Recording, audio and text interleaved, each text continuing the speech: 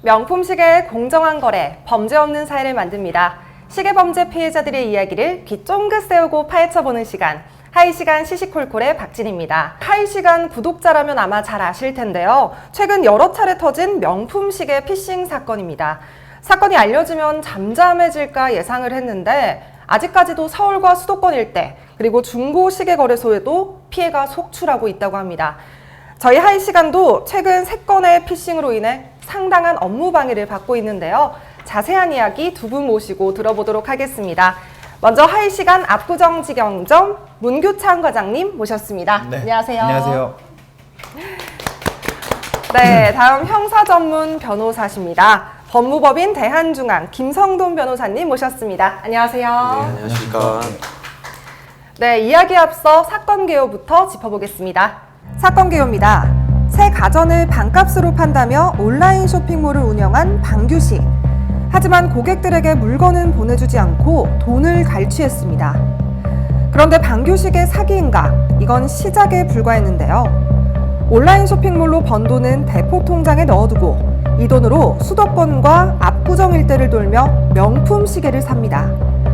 그것도 본인이 아닌 수십 명의 고액 대행 알바를 통해 말이죠. 이렇게 대행 알바를 통해 구매한 시계는 해외에서 판매를 하고 있을 거라 추정하고 있는 상황입니다. 과장님, 실제로 고객으로 사칭한 대행 알바를 응대하셨다고 들었는데요. 당시 상황을 한번 설명을 좀 해주시죠. 일단 제가 봤던 변모 씨 같은 경우에는 40대에 이제 가정이 있는 분이었고요. 처음에 이제 차를 타고 매장에 방문해서 홈페이지에서 이제 봤던 시계 데이토나 제품을 사고 싶다고 해서 제가 이제 모시고 응대를 하는데 스토리가 너무 좋았어요. 사실 이거는 사기라고 보기 힘들 정도로 좋았던 게 뭐냐면 애들 키우느라고 이제 자기가 가진 돈이나 이런 거를 시간을 다 할애를 했는데 이제는 어느 정도 여유가 돼서 자기를 위한 선물을 하나 사고 싶다고 그런 식으로 스토리를 만들어서 왔더라고요. 근데 저도 40대 가장의 입장에서 가슴이 좀 뭉클하더라고요. 그래서 적극적으로 응대를 해주고 이제 했는데 나중에는 사기꾼이었던 거죠. 네. 그리고 제가 듣기로는 네. 압구정 일대는 지금 전부 다 당했다고 들었거든요. 네, 맞습니다. 대략 피해 업체가 얼마 정도 되나요? 일단 확인된 업체들은 한 10여 개 업체고요. 피해 금액도 지금 수십억 원으로 추산이 되고 네. 있습니다. 그리고 한 업체에서 한 번만 당한 게 아니라 저희처럼 뭐 수차례 당해서 지금 뭐 아마 서울 일대 전국까지 하면 뭐 수백억 대 되지 않을까 지금 네. 예상하고 있습니다. 사실 저는 궁금한 게 변호사님, 이런 거는 피싱인가요? 아니면 사기로 보는 건가요? 그러니까 저희가 명칭을 피싱이라고 붙여서 그렇지 일반적으로 사기죄로 처벌이 되고 있습니다. 네. 그럼 사실 저는 요새 보면 피싱 사건이 정말 점점 진화를 하잖아요. 이런 사건을 들어보니까 돈 세탁을 한 것 같기도 하고요. 이 사건 죄명을 뭐라고 봐야 될까요? 그러니까 일반적으로 이제 아까 방금 말씀드린 대로 피싱 범죄를 저지른 경우에는 사기죄로 처벌이 되는데 돈 세탁을 하게 되면 이 좀 명칭이 좀 깁니다. 범죄 수익 은닉의 규제 및 처벌 등에 관한 법률에 따라서 네, 이게 범죄 수익으로 발생한 범죄로 인해서 얻은 수익을 은닉을 하거나 이렇게 세탁을 했을 때 네, 그때 적용받는 법률이라고 보시면 됩니다. 그러면 돈 세탁한 부분은 그 은닉죄고 별도로, 사실 예. 사기도 친 거잖아요, 대행 네네. 알바들이. 그럼 그 사기죄까지 같이 접목이 네, 되는 건가요? 경합법으로 해서 같이 처벌받게 됩니다. 네. 변호사 질문 하나 있는데요. 지금 기존 수법은 구매자가 구매를 하려고 하면 다른 계좌에서 저희 회사 계좌로 이체하는 방식이었거든요. 근데 최근에 벌어진 범행 수법은 이 알바 계좌로 돈을 모아서 이 알바가 결제를 하는 방식으로 바뀌었어요.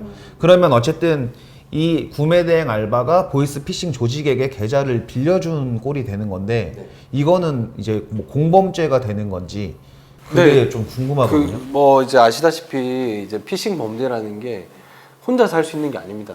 총책이 있고 그다음에 뭐 모집책이 있을 수 있고 전달책, 뭐 인출책, 뭐 이와 같이 이제 실제로 구매 대행 알바를 하는 이제 그런 이제 역할을 하는 친구들도 있고요. 그러니까 이런 분들이 다 같이 역할 분담을 통해서 하나의 범죄가 이루어지기 때문에 뭐 비록 이제 뭐 대행 알바만 이렇게 실제로 나타났다고 해도 나머지 공범들도 다 같이 처벌을 받게 되는 그런 구조가 됩니다.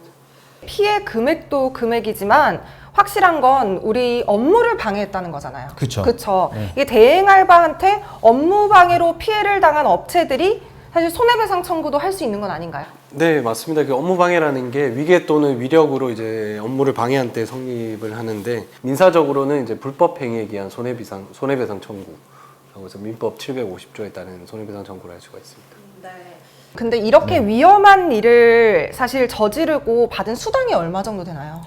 일단 저희가 확인한 걸로는 건당 15만 원에서 20만 원 정도로 확인되고요. 그 다음에 이 조직들이 좀 치밀했던 게 뭐냐면 바로 구매 대행을 시키는 게 아니라 뭐 특정 미션을 주듯이 어떤 매물을 서치해오라는 1차 네. 미션을 줘요. 그래서 뭐 롤렉스 리스트를 주고 이런 제품들을 서치해와라. 그러면은 알바 입장에서는 내가 뭔가를 한다는 느낌이 강하기 때문에 일단 의심을 좀 안 하게 되고요. 네네. 그다음에 그런 뭐 사진이라든지 그런 걸 이제 본체한테 전송하면 거기서 이거를 구매해라 이렇게 또 미션이 떨어지거든요. 네네. 그러면은 이제 그거를 사러 오는 거니까 알바 입장에서는 이걸 범죄라고 사실 생각하기 쉽진 않아요. 아니 근데 사실 이 대행 구매 알바들은 지금 하나같이 나는 몰랐다 이런 말들을 한단 네. 말이에요.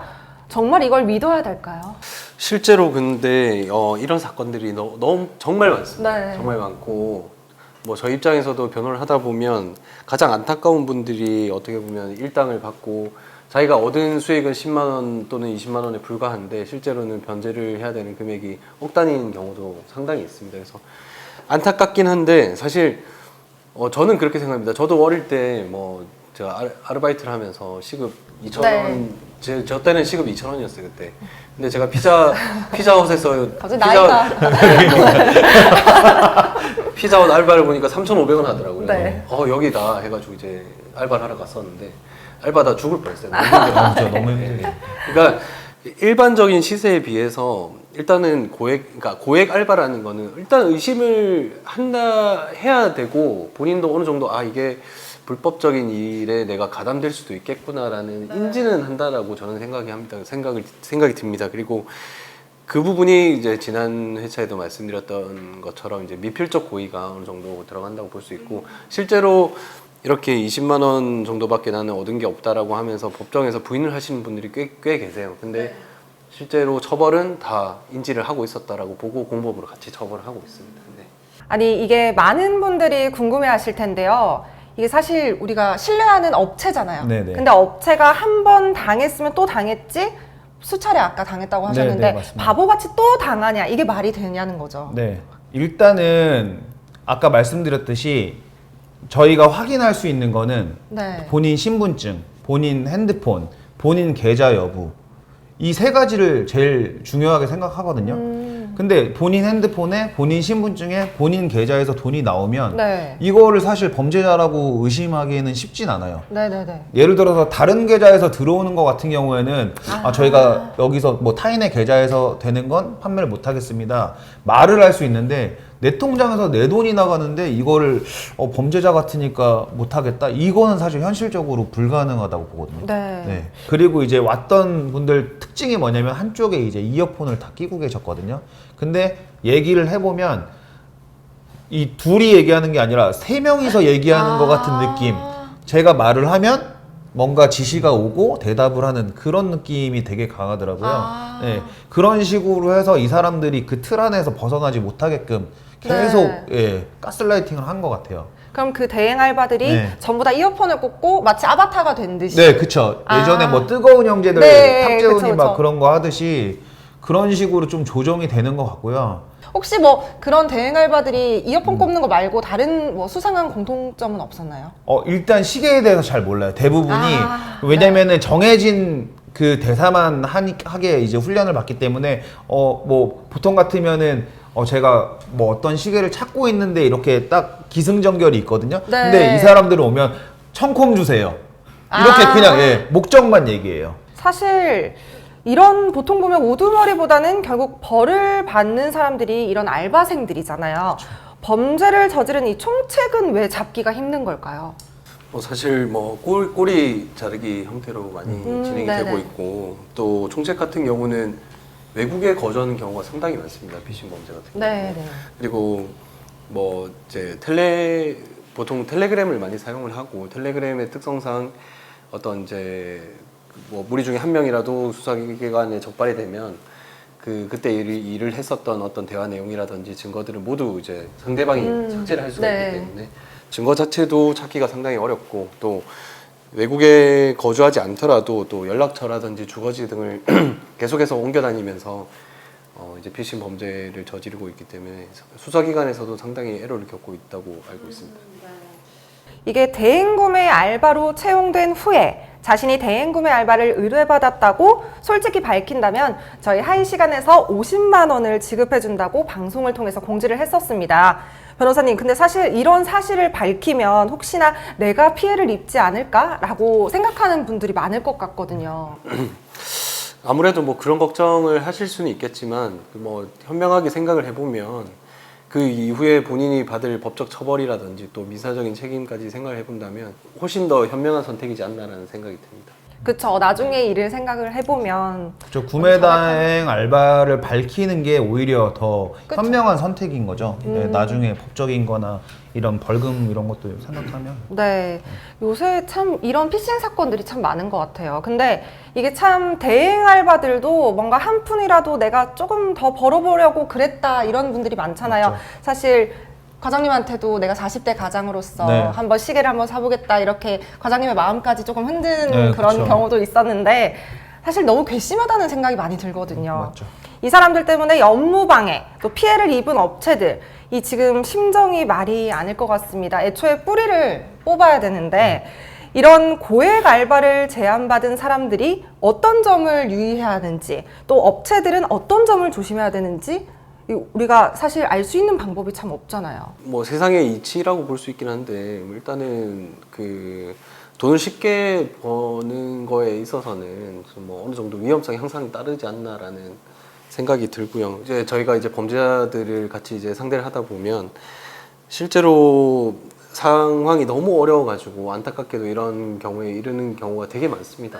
되게 많은데 그렇다고 해서 뭐 저희가 이제 법적으로는 법에 무지하다거나 그러니까 뭐 그런 상황에 따라 있다고 해서 처벌을 하지 않는 건 아니기 때문에 좀 현명하게 생각을 하시고 네, 정직하게 돈을 버는 방식을 좀 택하는 게 맞지 않나 싶기도 하고 업체 같은 입장에서는 아까 이제 우리 네. 과장님께서 말씀하셨는데 공통점이 이제 이어폰을 끼고 등장을 한다고 하니 네, 네. 양해를 구하고 뭐 일단 이어폰을 낀 분들에 대해서는 이어폰을 제거한 상태로 뭐 구매를 하도록 좀 근데 사실 그 부분도 참 쉽진 않죠. 그렇죠. 에어팟을 요새 너무 많이 끼잖아요. 버즈랑 에어팟을 너무 많이 끼니까. 사생활 침해같이 그쵸. 돼버리니까. 네. 왜 이어폰을 뽑으러 네. 하세요? 이렇게 할 수도 있는 거니까. 양해를 구해야죠. 네. 저는 요즘에 이어폰 한쪽 끼고 다니면 다 범죄자처럼. 네. 이게 색안경을 끼게 조심해야겠네요. 되더라고요. 네. 하이 시간은 이런 피싱 피해를 막기 위해서 누구보다 앞서서 조치를 취하고 있다고 맞죠. 들었습니다. 어떤 것들이 있는지 소개를 좀 해주시죠. 네, 저희 쪽에서 이제 신분증 확인, 그 다음에 본인 휴대전화 확인, 본인 계좌 확인, 그리고 본인의 신용카드까지 확인하고요. 그 다음에 저희가 이렇게 구매 대행을 해서 어떤 범죄에 된다고 구매 사실 확인서까지 받아요, 지금. 네. 그래서 일반 손님분들은 사실 좀 이렇게까지 해야 되나? 네, 저는 선의의 생각해봐. 피해를 보시는 거죠. 네, 좀 불쾌하다고 하시는 분들도 많은데 어쨌든 서로 조심해야 되는 부분이니까 많이 양해해 주시긴 하세요. 네.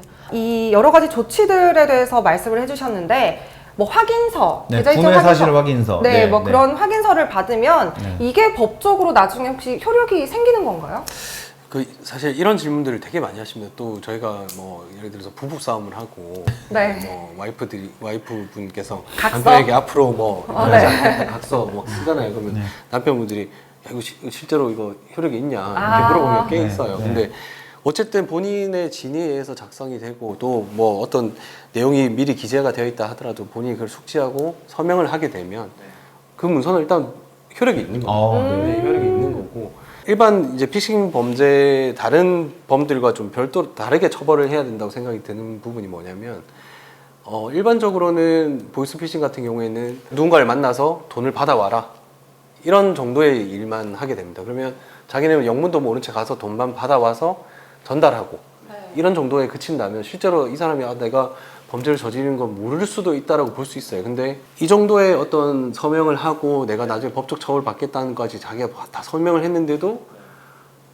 실제로 구매를 했다.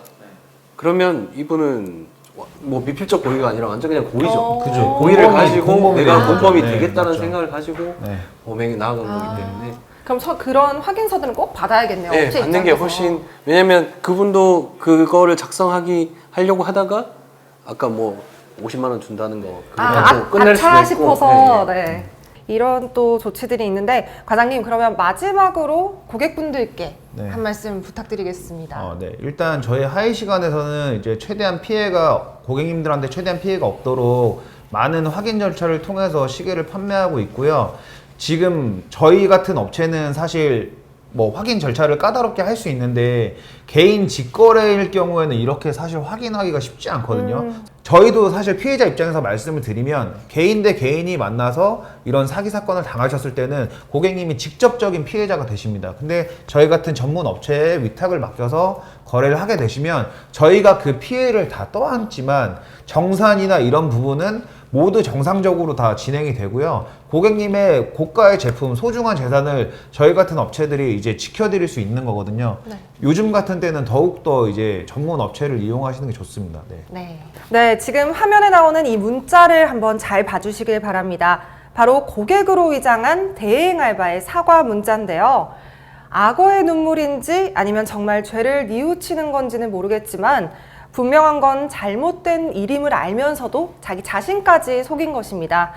대행 알바는 피해자가 아닌 피의자입니다. 이들에 대한 엄중한 처벌과 법적인 책임을 반드시 물을 것입니다. 시시콜콜 오늘 전해드린 소식은 여기까지입니다. 다음 시간에 다시 찾아뵙겠습니다. 시청해주신 여러분 고맙습니다.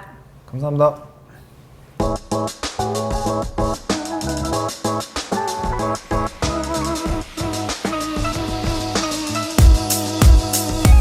Go, go.